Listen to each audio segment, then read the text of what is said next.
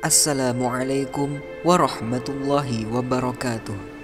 Sahabat muslim, kali ini akan menceritakan sebuah kisah nyata yang terjadi pada zaman Rasulullah, yaitu tentang pemuda penggali kubur yang menyetubuhi jenazah wanita cantik karena ia tidak bisa menahan syahwatnya.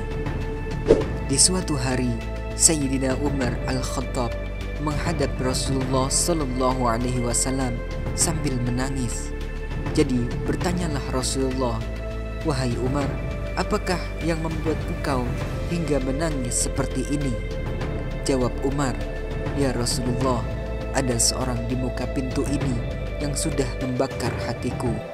Berkata Rasulullah, "Ya Umar, bawalah ia masuk." Lalu Umar membawa pemuda yang tengah menangis itu masuk. Bertanya Rasulullah, "Apakah yang sudah engkau kerjakan hingga engkau menangis?" Pemuda itu menjawab, "Wahai Rasulullah, saya telah lakukan dosa yang besar.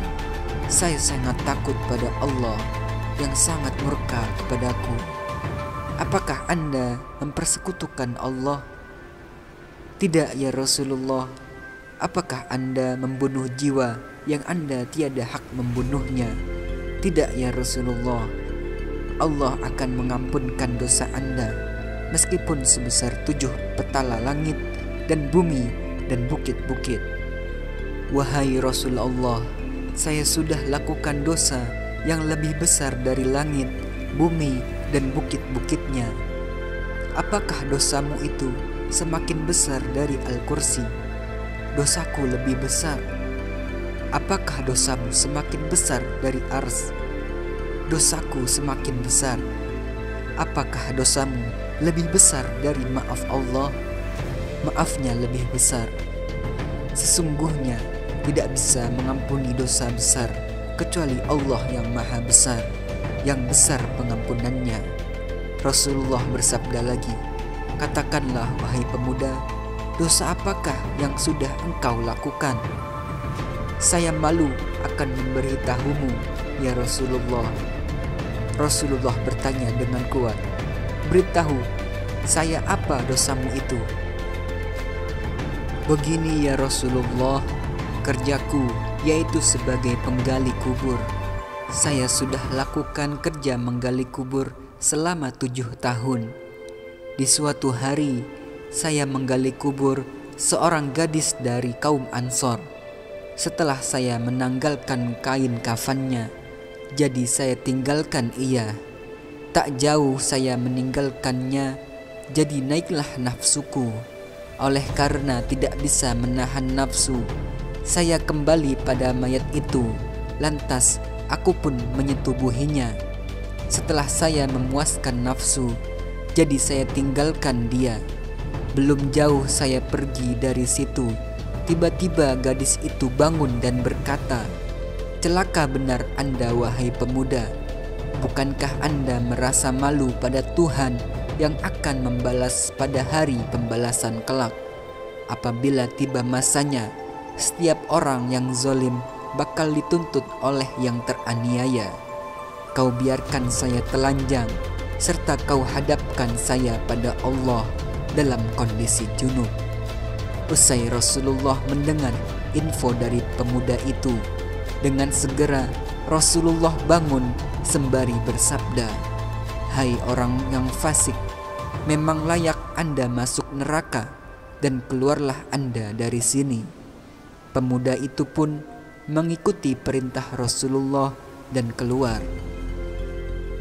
Sepanjang 40 hari, pemuda itu memohon ampun pada Allah, dan saat malam ke-44 ia melihat ke langit sambil berdoa, "Ya Allah, Tuhan pada Rasulullah, Nabi Adam dan udara, bila Engkau sudah mengampunkanku, jadi beritahulah Rasulullah dan para sahabatnya.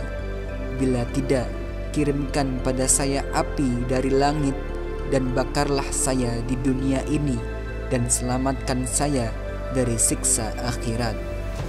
Tak berapa lama selepas itu, turunlah malaikat Jibril alaihi salam menjumpai Rasulullah. Selepas berikan salam, Jibril alaihi salam berkata, "Wahai Muhammad, Tuhanmu berikan salam padamu." Jawab Rasulullah, "Dialah Assalam, dan daripadanya salam, dan kepadanya semua keselamatan." Allah bertanya, "Apakah Anda yang jadikan makhluk?" Dialah Allah yang jadikan segala makhluk. Adakah Anda yang memberi rezeki pada makhluk? Dialah Allah yang memberi rezeki pada saya dan makhluk-makhluk yang lain. Apakah Anda berikan taubat pada mereka?